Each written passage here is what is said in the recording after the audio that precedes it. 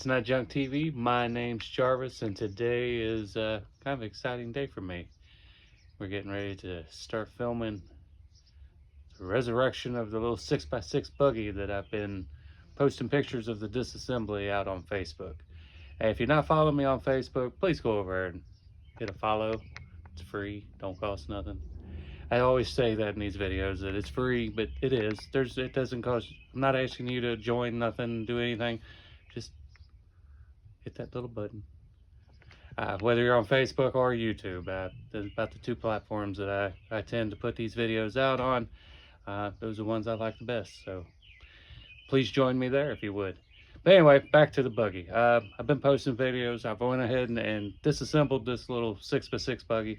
I don't know what to call it. I don't know if to call it an Argo or a Max, or there's no tags on it. It's got a bunch of paint on it. You'll see it here in just a second. But I can't find any tags, any maker's marks, any labels. You can't go by motor because, well, this one had just something sitting in it that didn't come with it. And I'm pretty sure they used a bunch of different motors on these things, but none proprietary is what I'm trying to get at. I don't know what it is, so I'm just going to call it a 6x6 buggy for now. It's going to be a total redo on this. There's some cracks in the hole, holes in the hole that I want to fix. We're going to do a little bit of plastic welding. I finally found the heart for this thing, the motor for it, the one that I think will be the best. And of course the tag on it is completely wiped out, so I can't even tell what that is. I assume it's either a 12 to 15, something like that. But enough jabber jawing. I could sit here all day and ramble on and tell you about different things, but let's look at it. And then I think in today's video we're going to do nothing but get this thing cleaned up. It's greasy. When I got it, I'll show you a picture here. So as you can see, it was pretty greasy. It's packed full of just miscellaneous, but there was about 8 inches of just muck in the bottom of it that thankfully I was able to get out there and leave with the previous owner. But anyway, that's enough of that. Let's go out here. Here's what I picked up for it. I say I think it's a 12 to 15 horsepower, single cylinder, side shaft. But this is what I wanted. Rather than just a normal starter, it's got like a tractor starter generator. So it'll act as a starter to get it going, and then once it's running, then it generates power. Got all the regulators, got everything with it. That's the big kill switch that I was using to do some testing, but I've already kind of went through it, got the spark, cleaned the contacts. He's detailed that kind of stuff. There's plenty of videos out there of guys getting these running, and I'm sure I'll have a bit of that in here towards the end when I get this set in place. But that's going to be the heart of it.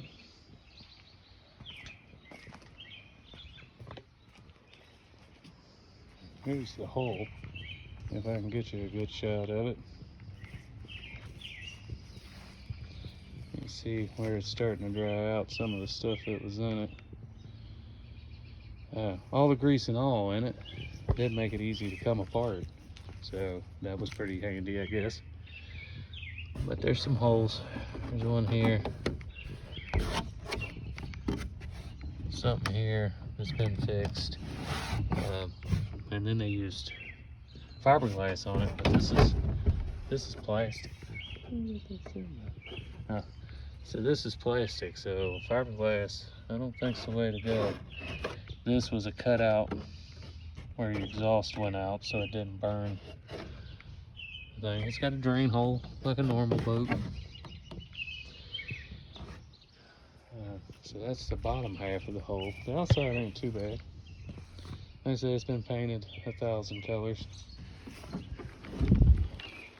Got some little skid plates on it.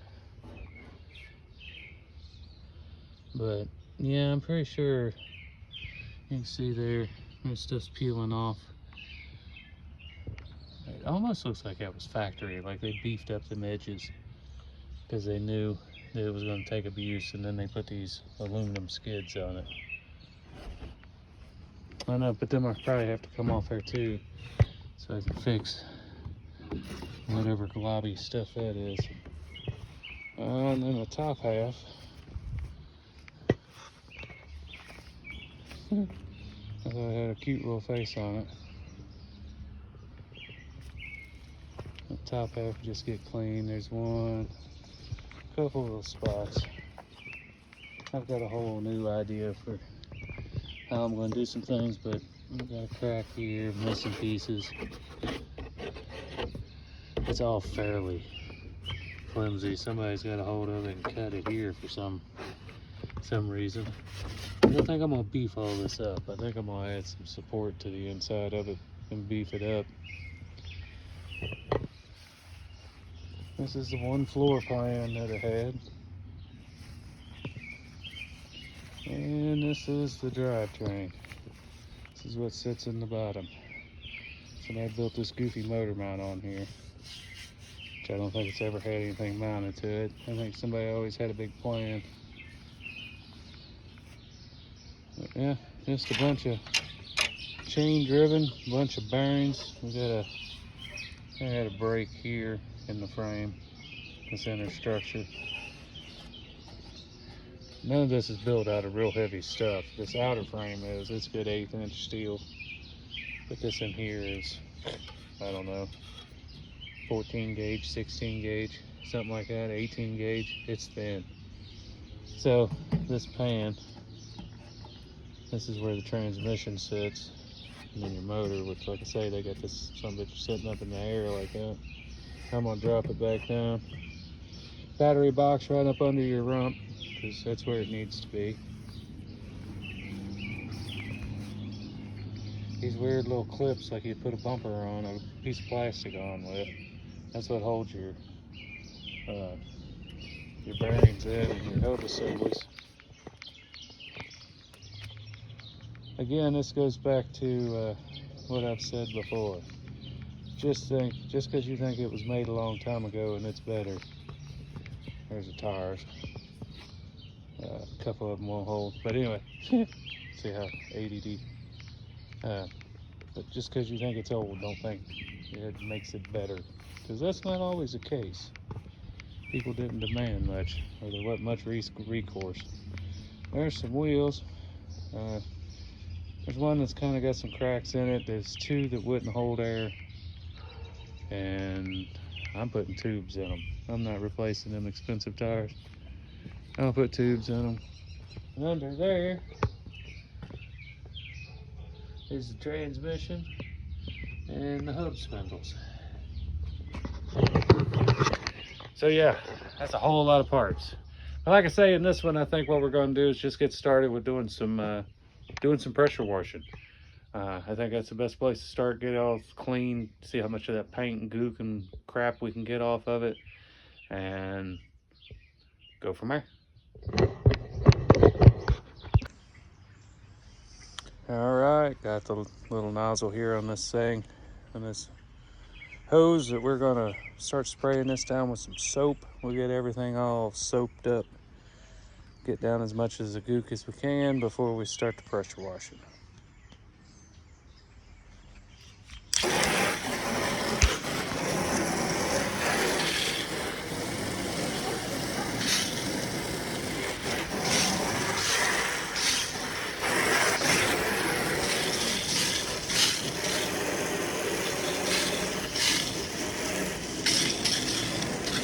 There we go. There we go, set right.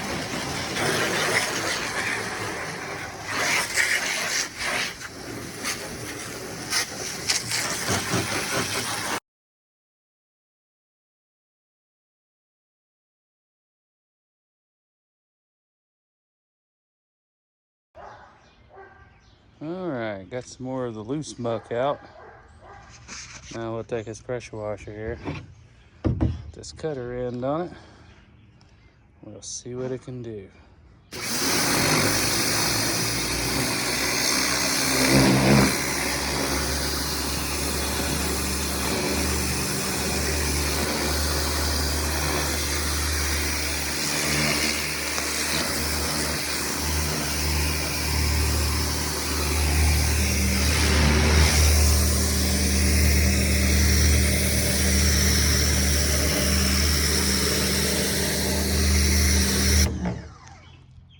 think it's going to come off as easy as I thought it would.